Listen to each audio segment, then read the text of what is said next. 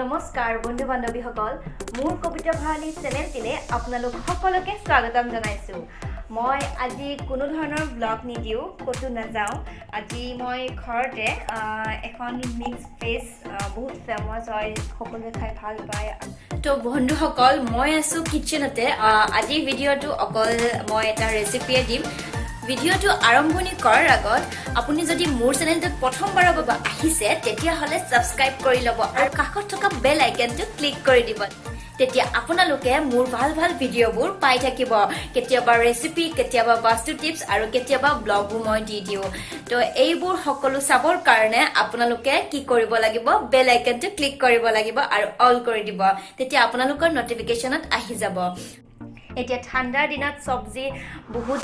পোৱা যায় নানান ধৰণৰ সবজি এতিয়া ঠাণ্ডাৰ দিনত ওলায় তো হেতু কাৰণে মিক্স ফেজ মোৰো বহুত ফেভাৰিট হয়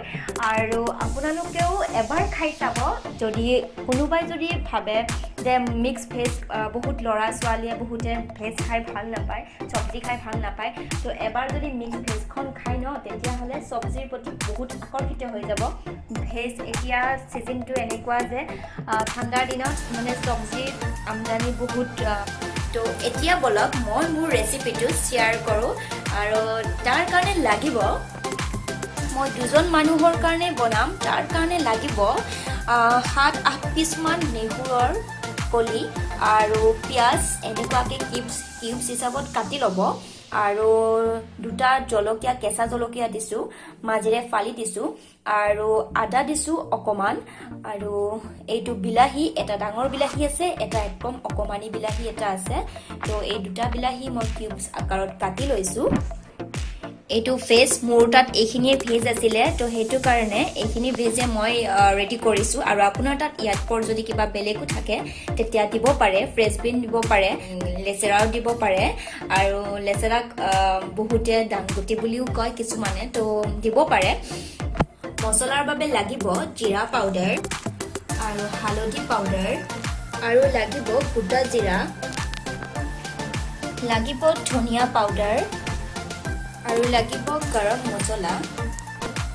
নিমখ সোৱাদ অনুসাৰ আৰু এইটো লাগিব ফ্ৰেছ ক্ৰীম বজাৰত অতি সহজতে পোৱা যায় আমুল ফ্ৰেছ ক্ৰীম তো এইটো 2 চামুচ 3 চামুচ মান দিলে হৈ যাব মোষ্ট ইম্পৰ্টেন্ট তেল লাগিব অইল 3-4 স্পুন মান লাগিব বেছি নালাগে 3-4 স্পুন হলে হৈ যাব তো এই সকলোখিনি মই ৰেডি কৰি ৰাখিছো অলৰেডি আৰু মই মোৰ কেৰাহী এটা ইয়াত বহাই দিছো গেছত আৰু কেৰাহীটো গৰম হ'বলৈ দিও তাৰ পাছত মই অকমান তেল দি দিম তো এতিয়া কেৰাহীত তেল গৰম হৈ গৈছে আৰু মই এতিয়া ইয়াতে পিয়াজ আৰু নেহুৰু কলি এটো দি দিছো আৰু জলকীয়াখিনিও ইয়াতে দি দিছো আৰু ইয়াতে আদা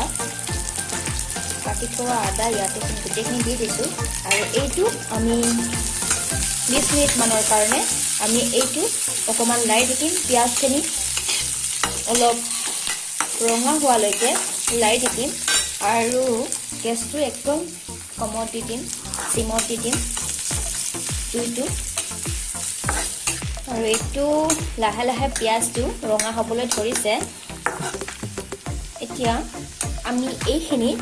বিলাহীখিনি দি দিম কাটি থোৱা বিলাহীখিনি দি দিলো আৰু 2 মিনিটৰ কাৰণে আমি একদম কোমল টমাটৰখিনি কোমল নোহোৱালৈকে আমি এইখিনি লাৰি থাকিম গেছ একদম মিডিয়াম ফ্লেমত ৰাখিব বিলাহীখিনি কোমল হৈ গৈছে একদম ধুনীয়া মষ্ট কোমল হৈছে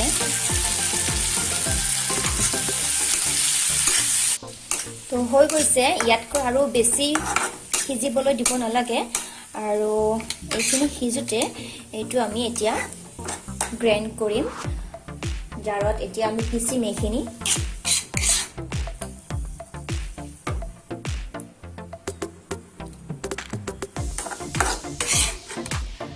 কেৰাহীত তেল দিছিলোঁ, তেল গৰম হৈ গ'ল আৰু এতিয়া আমি ইয়াত দিম কাটি থোৱা আলু আৰু ফুলকবি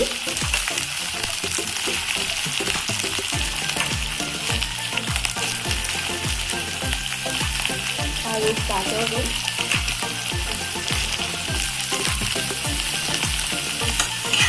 এইটো 4 মিনিট বা 5 মিনিটমান এইটো আমি এনেকৈ লাৰি থাকিম। 4-5 মিনিটমান এইটো সিজিবলৈ দিম অকণমান। আৰু কাটি থোৱা কেপচিকাম আৰু মটৰ, গ্ৰীণ মটৰটো, কেঁচা মটৰটো এতিয়া নিদিওঁ, অলপমান দেৰিকৈ দি দিম। তো এইটো হোৱা মিনি মই এতিয়া এইটো পেষ্ট কৰি লওঁ। ঠাণ্ডা হৈ গৈছে, পেষ্ট কৰি ল'লোঁ। এতিয়া বাতি এটাত ওলাই ল'ম মই। এয়া আমাৰ মিক্স ভেজখিনি ধুনীয়াকৈ সিজি গৈছে। ইয়াৰ পৰা আৰু বেছি সিজিলে ভাল নালাগিব। আৰু এতিয়া মই এড কৰিম ইয়াতে মটৰ, কেঁচা মটৰটো আৰু কেপচিকামটো কাটি থৈ দিছিলোঁ, ইয়াতে এড কৰি দিলোঁ। আৰু এইটো 2 মিনিটৰ কাৰণে আমি অকণমান সিজিবলৈ দিম। আৰু 2 মিনিট হৈ গ'ল আৰু এইখিনি সিজি গৈছে। 2 মিনিট ধুনীয়াকৈ সিজি গৈছে। আৰু ইয়াতে যদি কোনোবাই পনীৰ এড কৰাব বিচাৰে তো এড কৰাব পাৰে, খাই পিনে বহুত টেষ্টি লাগে। আৰু মই যেতিয়া পনীৰ নাখাওঁ যেতিয়া, সেইটো কাৰণে পনীৰটো এড কৰোৱা নাই। কোনোবাই যদি খায় তেতিয়াহ'লে এড কৰাব পাৰে, এইটো অপচনেল হয়। আৰু এইখিনি এতিয়া মই পাত্ৰ এটাত উলিয়াই ল'ম। কেৰাহী গৰম হোৱাৰ পিছতে আমি এতিয়া দিম অকণমান আৰু তেল, গোটা জিৰা দিম, গোটা জিৰা 1 চামুচ। আৰু গেছৰ ফ্লেমটো মিডিয়ামত ৰাখি দিম, জ্বলি নাযায় যাতে। এতিয়া এড কৰিম ইয়াত ৰঙা জলকীয়াৰ গুড়ি আৰু দিম ইয়াতে হালধি পাউডাৰ,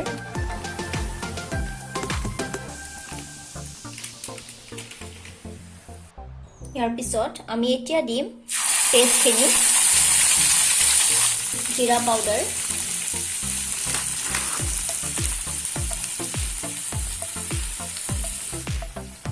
ধনিয়া পাউডাৰ।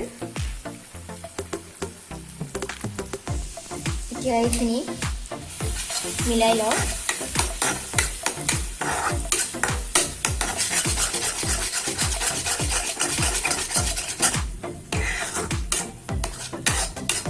দেখিছেনে ফ্ৰেণ্ডছ, ইমান ধুনীয়া এটা কালাৰ আহি গৈছে। 2 মিনিটৰ কাৰণে আমি এইখিনি ঢাকনি লগাই থৈ দিম আৰু গেছটো একদম লো ফ্লেমত থৈ দিম। ফ্ৰেণ্ডছ 2 মিনিট হৈ গ'ল আৰু এতিয়া এই গ্ৰেভিখিনিৰ পৰা বহুত ধুনীয়া হৈ গৈছে আৰু গ্ৰেভিখিনিৰ পৰা তেল ওলাই পৰিছে। আৰু এতিয়া মই এগিলাচ পানী ইয়াত এড কৰিম। এইটো কাঁচৰ গিলাচেৰে এগিলাচ পানী ইয়াত মই এড কৰাম।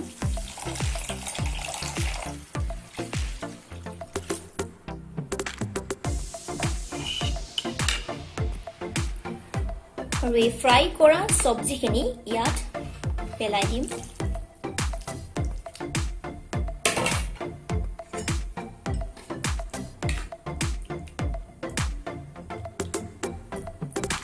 ইয়াৰ পিছত মই নিমখ দিয়া নাছিলোঁ। সদায় ৰেচিপি বনোৱাৰ পাছত কিবা চব্জিয়ে হওক বা আঞ্জাই হওক, যিকোনো বস্তু বনোৱাৰ পিছত হ'বৰ টাইমত নিমখখিনি দিলে আন্দাজ পোৱা যায়। সেইটো কাৰণে সোৱাদ অনুসৰি মই ইয়াতে নিমখ এড কৰাম। তো এতিয়া এইখিনি সিজিবৰ বাবে আমি 10 মিনিট বা 12 মিনিটলৈকে কভাৰ কৰি থ'ম ইয়াতে আৰু গেছ একেবাৰে লো ফ্লেমত থৈ দিম এইখিনি সিজালৈকে। তো এতিয়া মই 10 মিনিটত ঢাকনিখন গুচুৱাই দিম। গুচুৱাই অকণমান লাৰি দিম। অলমোষ্ট আমাৰ মিক্স ভেজ চব্জি ৰেডি হৈ গৈছে আৰু ইয়াত মই এটা বস্তু দিবলৈ বাকী আছে পনীৰ যদি পনীৰ কোনোবাই খায় আগতে কৈছিলোঁ অপচনেল হয় তেন্তে এইখিনি সময়ত পনীৰখিনি দি দিব আৰু এতিয়া মই এড কৰিম ইয়াতে ক্ৰীম বেছি নহয় 2 চামুচ বা 1.5 চামুচ জোখত ক্ৰীম এড কৰাব তাৰপাছত এইখিনি ভালদৰে লাৰি দিব মিক্স কৰি দিব ভালদৰে আৰু যদি আপোনালোকৰ তাত ক্ৰীম নাথাকে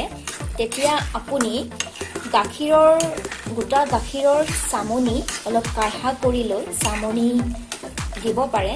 যেটো আমাৰ গাখীৰত চামনি পৰে সেইটো চামনি ইয়াতেও দিব পাৰে আৰু এতিয়া মই ইয়াতে এড কৰাম আধা চামুচ গৰম মছলা দিম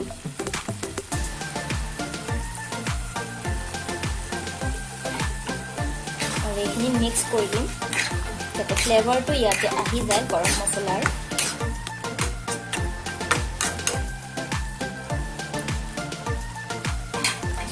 যিগতিকে মই ইয়াতে পনীৰ এড নকৰিলোঁ আৰু পনীৰ নাখাওঁ নিদিলোঁ